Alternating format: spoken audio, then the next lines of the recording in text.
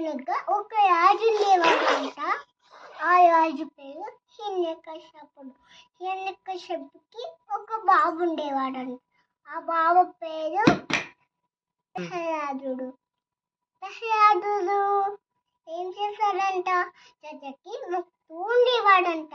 ఓం నమో భగవతి వాసుదేవాయ నమః అనుకుంటా మొక్కుతూ ఉండేవాడంట.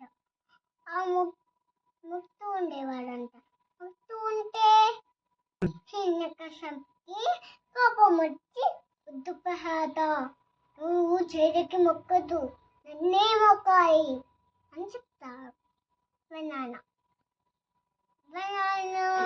మొయ్యి మొక్కుతాడు.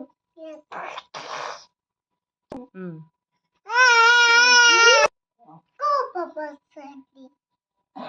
అది మొక్కుతే కోపం వస్తుంది. ఎవరికి కోపం వస్తుంది? హిరణ్యకశపుడికి.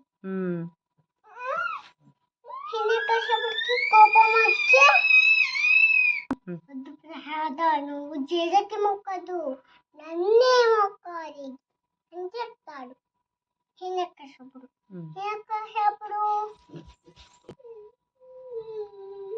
ప్రహ్లాదుడు విన్నాడు. నాన్న మీరు కూడా జగకి మొక్కండి అంటాడు. ఎవరి దగ్గరికి వెళ్తాడంటే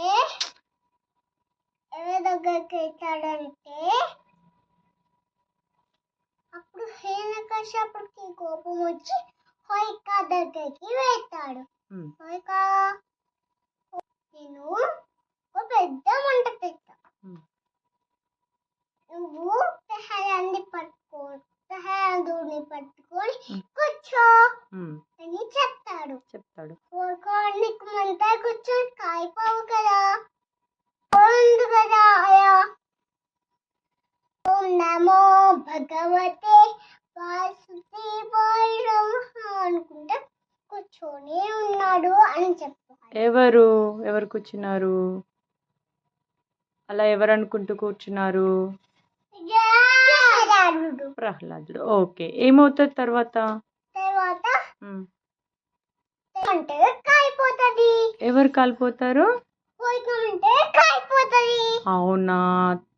ప్రహ్లాదుడు కాలిపోడు.